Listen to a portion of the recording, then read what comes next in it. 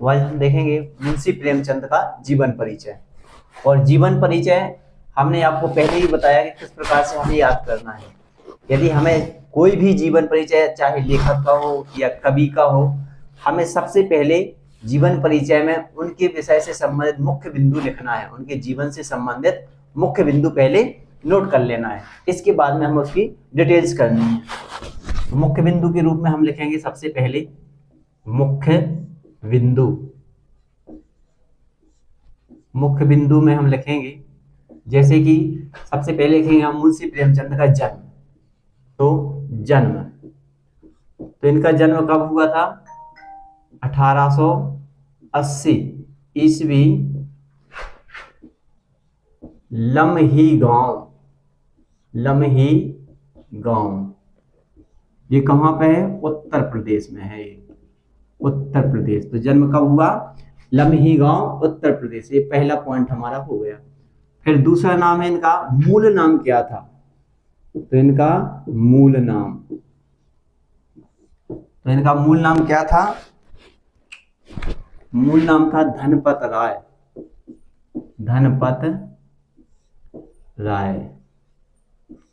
राय। अब ये जो उर्दू में कविताएं लिखते थे, तो उर्दू में किस नाम से लिखते थे? नवाब राय के नाम से लिखते थे। नवाब राय के नाम से उर्दू में कविताएं लिखते थे। और जो हिंदी में लिखते थे ना, हिंदी में ये कहानी उपन्यास जो भी लिखते थे, ये मुंशी प्रेमचंद के नाम से लिखते थे। मुंशी प्रेमचंद, ये मुंशी प्रेमचंद के नाम से लिखते थे। इनकी पत्नी का नाम था, पत्नी कौन थी? शिवरानी देवी।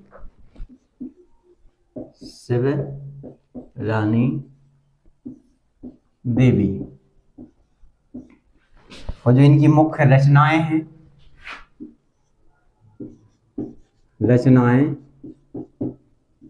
तो हमें बहुत सी इनकी कम से कम 300 से अधिक तो कहानियां हैं। ये कहानी सम्राट और उपन्यास सम्राट के नाम से भी प्रसिद्ध हैं। इसलिए हम यहाँ पे पूरी रचनाएं तो उनकी नहीं लिख सकते हैं, तो हमें मुख्य रचनाएं लिखना है। जैसे इनका जो पहला उपन्यास था वो था सेवा सदन, जो लिखा गया 1918 में। वो थी पंच परमेश्वर,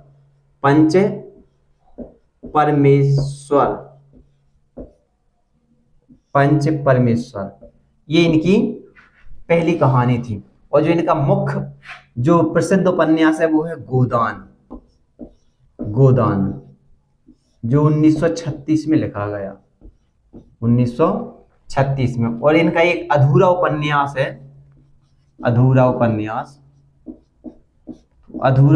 कौन सा है? अधूरा उपन्यास है मंगलसूत्र।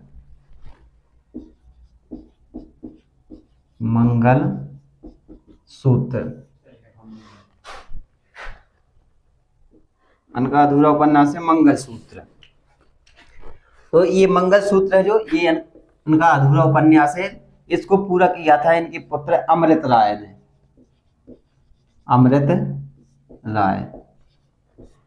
पूरा किया था इनके पुत्र अमृत राय ने।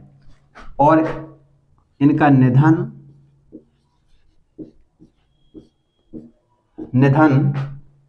1936 ईस्वी में हो गया। 1936 ईस्वी में काशी में हुआ था, काशी में। तो ये हमने यहाँ पे देखा कि मुख्य बिंदु के रूप में हमने लिखा है। अब इनकी भाषा क्या थी? तो हमें भाषा लिखनी है यहाँ।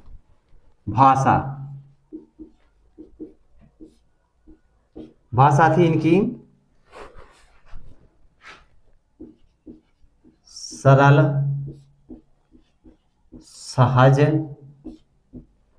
एवं बोलचाल की भाषा। और इन्हों की जो शैली थी शैली, तो मुंशी प्रेमचंद की शैली थी वर्णात्मक, वर्णात्मक, व्यवहारात्मक एवं सत्यात्मक, सत्यात्मक। इस प्रकार से हमने पहले मुख्य बिंदु के रूप में इनको लिख लिया है। अब हमें इनके पॉइंट बना के जीवन परिचय को और बड़ा कर देना है, लेकिन हमें मुख्य बिंदु पहले लिख देना है। तो हम पहले पॉइंट डालेंगे, जैसा कि हमने पिछली वीडियो में बताया था आपको, जो गोस्वामी तुलसीदास जी का जीवन बताया था, जीवन परिचय बताया था, उसके बारे में बताया था। उसी प्रकार से हमें यहाँ करना है कि पहले पॉइंट में हम लिखेंगे ये पूरे, कि जैसे मुंशी प्रेमचंद का जन्म, मुंशी प्रेमचंद का जन्म कब हुआ था? 1880 ईस्वी, लम्ही गांव उत्तर प्रदेश। कहाँ हुआ था? उत्तर प्रदेश। अब इनका मूल नाम क्या था? अब लिखेंगे हम, इसी में जोड़ते हुए लिखेंगे कि इनका जन्म कब हुआ था। मुंशी प्रेमचंद का जन्म 1880 लम्ही गांव उत्तर प्रदेश में हुआ था, एवं इनका मूल नाम क्या था? धनपत राय था, और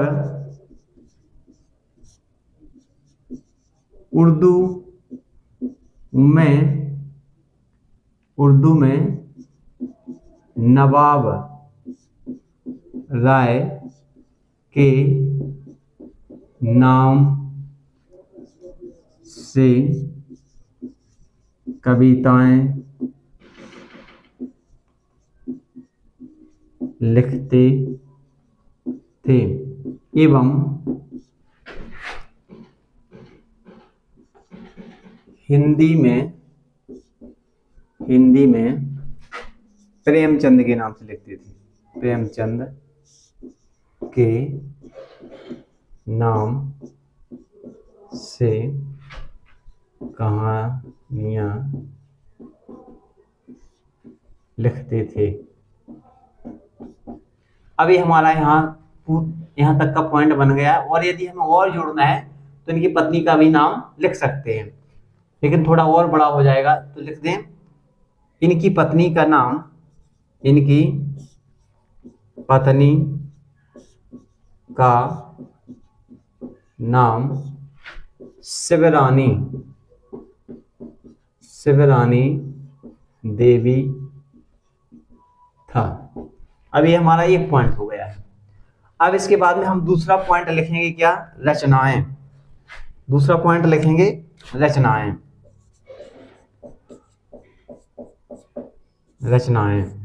तो रचनाएं में हमने जैसा कि यहाँ पे देखा है, तो हमें वो ही रचनाएं यहाँ पे लिख देना है, जबकि 2 रचनाएं ही पूछी जाती हैं।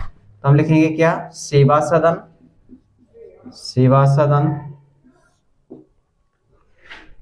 पंच परमेश्वर, गोदान,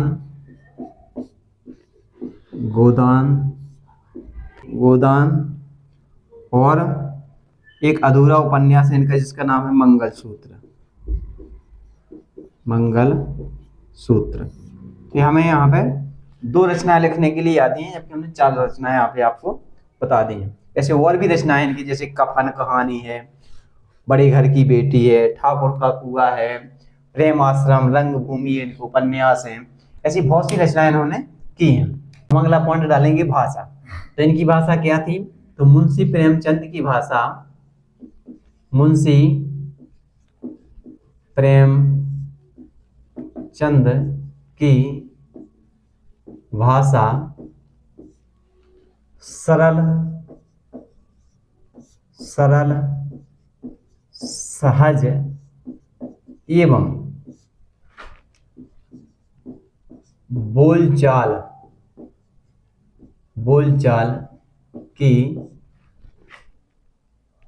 साधारण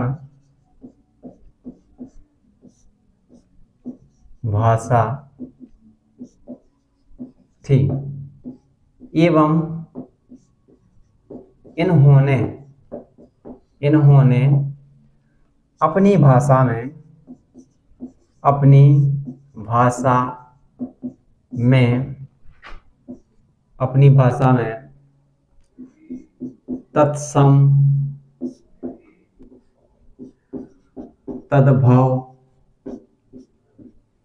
में तत्सम तद्भव और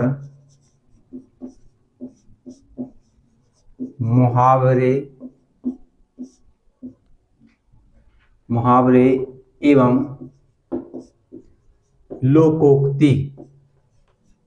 लोकोक्ति का प्रयोग किया है।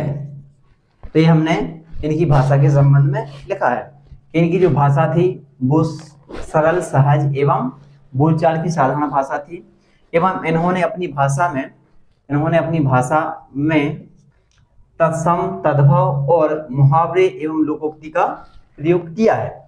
हमें बिल्कुल सिंपल भाषा में समझना है, हमें इस पे ध्यान नहीं देना है कि हमारी गाइडों में कैसा लिखा है या हमारे नोट्स में कैसा लिखा है। यदि आपसे कुछ भी नहीं बन रहा है जीवन परिचय में, हमें अपनी भाषा में ही जीवन परिचय लिख देना है, लेकिन हमें ये मुख्य बिंदु लिखना नहीं भूलना है। फिर इसके बाद में आती है हमारी शैली। तो अब हम मुंशी प्रेमचंद की शैली लिखेंगे। जब भी हम किसी लेखक का जीवन परिचय लिखते हैं तो उसमें आता है भाषा और शैली, और जब हम कवि का जीवन परिचय लिखते हैं तो उसमें आता है भाव पक्ष और कला पक्ष। तो शैली लिखें हम, जैसे हमें लिखना है मुंशी प्रेमचंद का, तो हम पहले लिखेंगे मुंशी प्रेमचंद। तो मुंशी प्रेमचंद ने अपने साहित्य में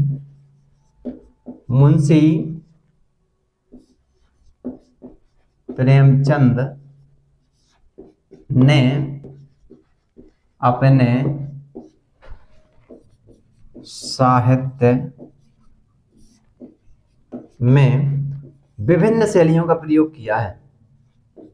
विभिन्न शैलियों का प्रयोग किया है, जैसे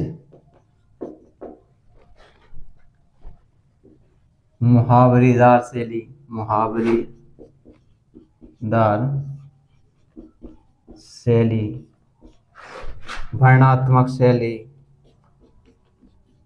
वर्णात्मक शैली, सत्यात्मक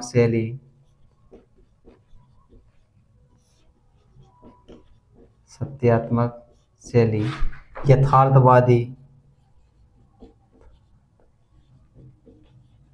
यथार्थवादी शैली आदि। ये हमें शैली में लिख देना है। इसके बाद में हमारा अंतिम और लास्ट पॉइंट है साहित्य में स्थान। अब हमारा अंतिम पॉइंट है साहित्य में स्थान। साहित्य में स्थान, जैसा कि हमने पहले ही बताया है कि साहित्य में स्थान हमें कुछ मुख्य पॉइंट उसमें लिख देना है, कुछ मुख्य शब्द या विशेष शब्द लिखना है। तो हम लिखेंगे मुंशी प्रेमचंद, हमें पता है कि कहानी सम्राट और उपन्यास सम्राट के नाम से प्रसिद्ध हैं, तो वो हम लिख सकते हैं कि कहानी सम्राट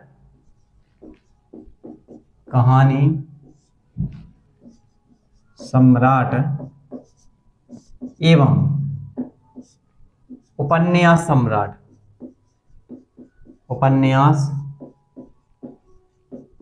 सम्राट के नाम से प्रसिद्ध मुंशी प्रेमचंद का साहित्य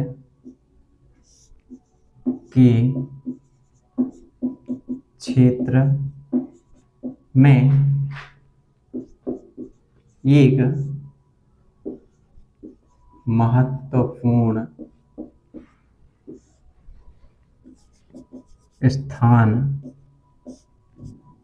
रहा है। ये हमारा जीवन परिचय हो गया है। तो हमें ये मुख्य बिंदु क्यों लिखना है? क्योंकि जब भी हम परीक्षा में जीवन परिचय लिखेंगे या लिखते हैं, तो यदि हमें जीवन परिचय में पूरे नंबर चाहिए हैं तो हमें मुख्य बिंदु पहले लिखने पड़ेंगे। क्योंकि होता क्या है कि जब हम परीक्षा में जीवन परिचय पूरा सही लिख के आते हैं और यदि कहीं एक भी गलती हो गई और चेक करने वाले ने वो गलती पकड़ ली तो 1 नंबर हमारा कट जाएगा, जबकि 3 नंबर का जीवन परिचय आता है।